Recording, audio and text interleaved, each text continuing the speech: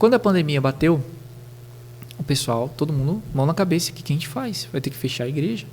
Como é que a gente vai fazer com os cultos? E não sei o que e tal. Eu falei, não, pastor, faz o seguinte, vamos fazer lá do meu estúdio, vamos transmitir do meu estúdio e tal. Mas a gente vai transmitir e tal. Eu falei, a gente transmite, os irmãos assistem em casa e tudo mais. Começamos a transmitir os cultos lá no meu estúdio, lá na Gaio Coutinho, né? A gente já estava fazendo um trabalho na igreja de vídeo com os avisos, mas nada de transmissão ao vivo. Eles sabiam que eu tinha a produtora, sabiam que eu trabalhava com audiovisual, tudo. Mas não tinha nenhum trabalho forte nessa área ainda, né? Então a pandemia deu esse start. Eu digo assim, eu não gosto de romantizar a pandemia. Eu não acho que ela foi,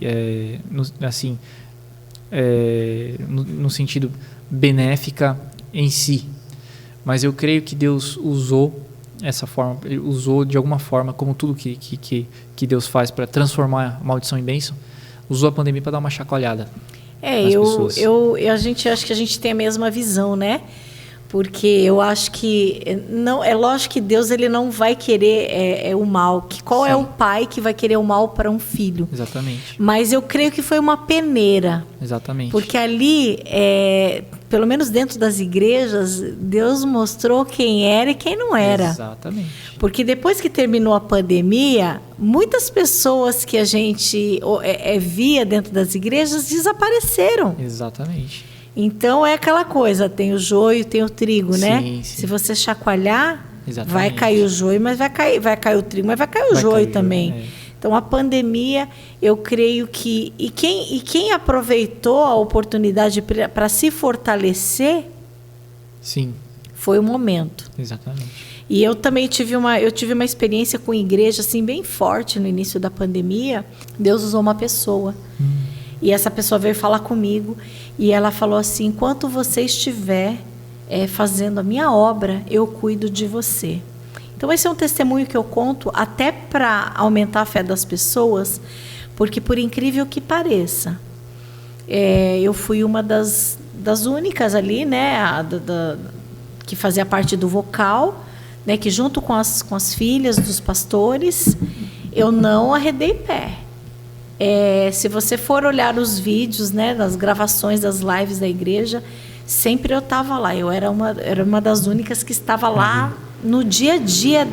Era oração, era nos cultos e aquela palavra no meu coração.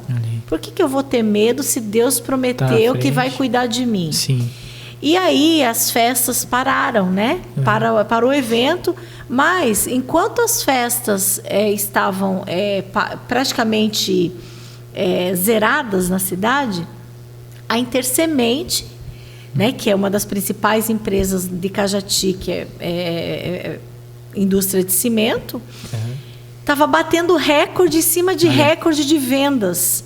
E o que aconteceu? Eles começaram a me chamar para fazer decorações por causa desses recordes, né? Puxa. Só que para entrar dentro da fábrica nós tínhamos uma burocracia lá. Tinha que fazer os exames. Então, cada vez que eu ia fazer o exame, normal, né?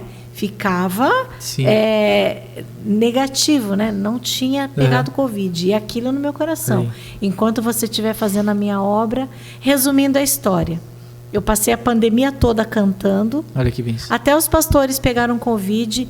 Muitas vezes a gente usava o mesmo microfone. Lógico que passava um álcool lá, mas você sabe que, né? Você passa o álcool aqui, ó. Sim. Mas lá dentro, no interno... Sim. E nós estamos no dia... Hoje é dia 6? Do 6 de 2023. E até hoje, sua amiga que não pegou Covid. Olha só que bênção. E eu me agarro com essa promessa de Deus. Enquanto você estiver fazendo a minha obra. Aí, final do ano passado, também eu tentei. Por isso que a gente fala, o ministério, quando Deus ele dá esse dom para a obra dele...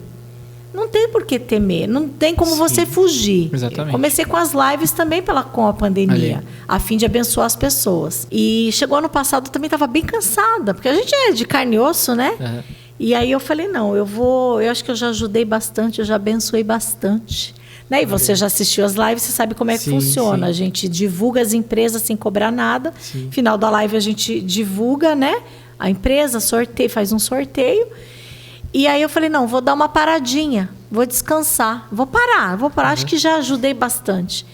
E aí, lá um belo dia, veio uma pessoa e apontou o dedo na minha cara, assim, ó. Quem mandou você parar? Olha aí. Né? Você imagina uma pessoa olhar para você, quem mandou você parar?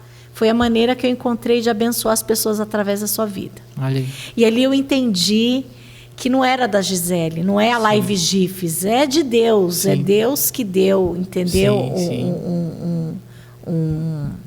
Como que se diz? Aquele legado, aquela coisa ali para mim fazer. E eu falei, não, meu Deus, tá bom, tá bom.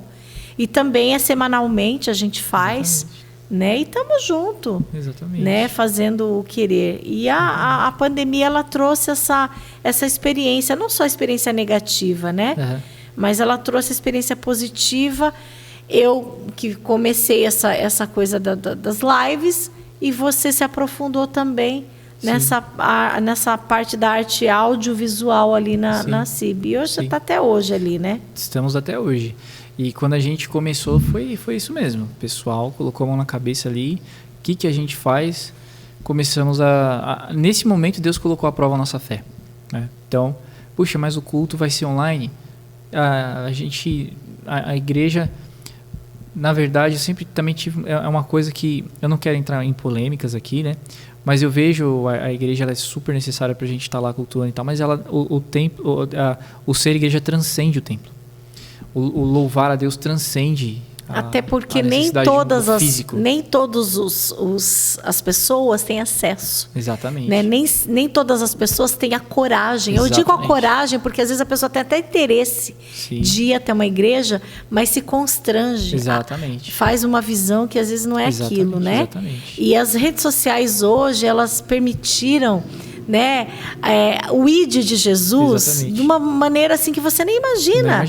Às vezes você está falando de Jesus, está falando do amor de Deus, você nem imagina aonde está chegando. Exatamente. Né? Eu tenho hoje seguidores do outro lado do mundo. Eu tenho pessoas que me seguem fora do Brasil. Eu criei vínculo também. Eu tenho uma amiga que ela não é evangélica. Né? E assim, é uma pessoa que eu criei um carinho muito grande. Eu sempre falo de Jesus para ela. Então a gente cria um carinho. Tem pessoas que Deus coloca na nossa vida que você nem imagina que segue você. Sim. Né? Então, assim, hoje as redes sociais, elas tornaram isso mais fácil. Você imagina se naquela época de Jesus existisse a internet? Exatamente. O evangelho se alastrou como se alastrou naquela época. Se a gente tivesse na mão essa tecnologia, que, sinceramente falando, estava e ainda é, em grande parte, domínio do inimigo. Então, nós entramos numa área que era totalmente dominada pelo inimigo. E a gente começou, então, a entrar em terreno inimigo e pregar a palavra. Lugares que a palavra não tinha acesso, começaram a ter acesso. As pessoas começaram a se converter. Então, assim, quando eu digo a igreja, o templo, estar junto em comunhão é necessário, super importante. Inclusive, vão para a igreja, é importantíssimo estar em comunhão com os irmãos, com Deus ali, servindo. Mas ser igreja transcende o físico. Servir a Deus transcende o físico. O nosso louvor ele é transcendental, ele transcende. Deus recebe. Nós não estamos limitados geograficamente, nós estamos limitados fisicamente. Então, Deus, eu acredito que nesse momento em que a pandemia bateu, Deus usou essa maldição para mostrar a bênção que é ser corpo, ser igreja, ter fé, mesmo não estando fisicamente presente. Mesmo que você não estivesse ali lado a lado com o seu irmão. Mas ele falou, você vai continuar sendo igreja aí onde você está. Você vai continuar louvando na sua casa.